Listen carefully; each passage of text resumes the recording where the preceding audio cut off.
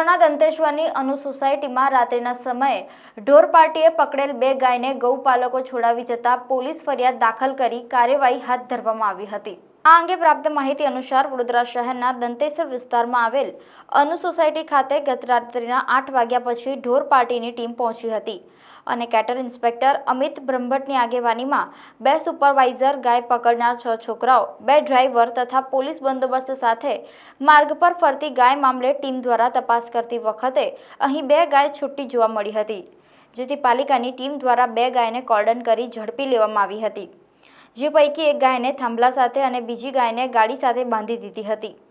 પાલિકાની ટીમ જ્યારે ગાયને કબજે લઈ ગાડીમાં ચડાવી હતી ત્યારે અહીં નવધણ દેવા ભરવાડ ધસી આવ્યો હતો।